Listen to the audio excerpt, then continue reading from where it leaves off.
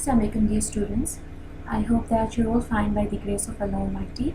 I'm Aksa Malik and I'm the teacher of history in the senior wing, and I welcome you all in the part 2 of week 4 lesson of history. So let's proceed. First of all, I'll share the objectives of the study with you. Today you will be able to define the French Revolution and its impacts. So what is French Revolution? French Revolution began in 1789 and it ended in 1799. Revolution means a forcible overthrow of the government, and in the French Revolution, the French king was overthrown and a republic was established. So what events led to the French Revolution?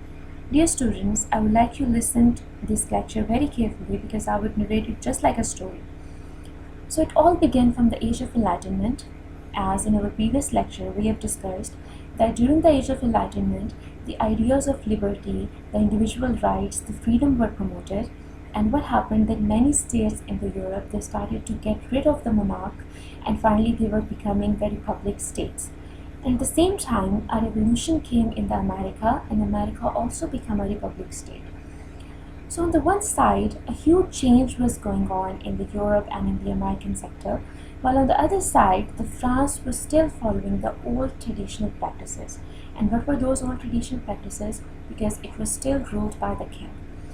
France was divided into 3 classes, which were called as estates. So what were these estates? Basically, there were 3 different classes. The first class was composed of the king, which was Louis XVI, and the second class, there were noblemen, Catholics and clergy, and in the third class, it was the middle class. It was composed of the merchants, the craftsmen, and the rest of the population of France. So the middle class, or you can say the third estate, formed 98% of the French population. So at that time, the Pope and the kings, it means the first 2 classes, lived a luxurious life and paid no taxes, while the common people suffered from the poverty. It means that the middle class, they used to pay taxes to the church, to the local, to the noble people, to the Catholics and the clergy, and the king and the noblemen, they all used to live luxurious lives which were being given by the middle class. So what happened that during the French Revolution, the king, he decided to help the Americans, so he sent help to them and America became a republic state. So what happened that now king decided to bring some financial reforms in France. The financial reforms means that to bring some changes in the taxes policy and to give some privileges to the common people. So for that case, he sent one of his finance minister to the people, and when people learned about these financial reforms, they got really happy. But what happened that the advisors of the king, which were majority from the second class like the nobles, the clergies and the Catholics, they made king to realize that if he would provide all the privileges to the people, then their privileges would end. So what happened that the king decided to, oust all of those financial reforms. He rejected all those reforms, and it finally led towards the beginning of the revolution. Now, beginning of revolution was again very interesting because the people, they came into the streets, and firstly they attacked the Bastille prison. Bastille prison was the symbol of the royal power, and it was kind of a weapon storehouse. So what happened that it remained for 10 years, and finally the king was executed and France became an independent state. So what was the impact of the French Revolution? The first thing was that after the revolution, the individual freedom and equality, it was promoted. And the 3 words, liberty, equality and fraternity, they become universal. The idea that all men are born free, it was given into the society. Now the French Revolution and establishment of the Republic, it inspired the other nations as well. It means that now the people of the Europe, they can get independence from their monarchs as well. And finally, France became a republic state. It was not the end of the story, or you can say that despite of the fact that France became a republic state, but it was not a successful republic. Why is that? We'll discuss it in the next topic, that is the Napoleon, the emperor. Now, Napoleon Bonaparte, he became the emperor of state in 1804 and he remained till 1814. So who was the Napoleon? Basically, Napoleon was not a French and he could not speak French without an accent problem. He was a Corsican. What is a Corsican? It was an island, but the funny thing is that this island was not French at all. It had been sold to the France just 1 year before Napoleon's birth in 1768, and the island was sold to France by its owner, Geneva, which was the Italian state.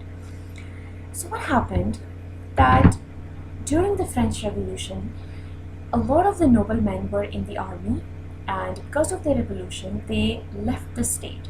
So it also created vacuum in the army positions as well. So at that time, Napoleon was commissioned in the army as a lieutenant in 1785. But he was not interested in the French Revolution at all. The reason was that Corsica, the island, it started an independence movement at that time, and Napoleon was quite busy in that. But it was an unsuccessful attempt, and Corsicans were captured by the France. So after the French Revolution, when the king was ousted and a republic was formed, the power vacuum was created in the politics of the France, and many political parties were formed, and they started fighting with each other. And at the same time, because of that revolution, what happened that the neighboring countries of the France, they started getting threatened by this revolution, that the kings of those states, they started to feel the dangers of this revolution into their own states as well. So what happened that they started threatening France. So Napoleon was in the army and he fought many battles to defend France. And finally, because of the political vacuum, because of the political instability, Napoleon took over. Because of his success, the people admire him, and he promised people that he would bring back the concept of equality and fraternity from which were the foundations of the French Revolution. Finally, what happened that he became the emperor in 1804. So after becoming the emperor, he wanted to expand the France, and for this case, he almost fought 60 battles, and most of them were won. And finally, as you can see in the map, that this was the land ruled by Napoleon, directly when he came into the power. And afterwards, the gray area shows the allies of the Napoleon and his conquered states. So he was expanding the France Empire. And what happened that finally in 1814, the great powers, as you can see in the map, the Britain, the Sweden, and the Russia, they joined their hands together against Napoleon and they defeated him.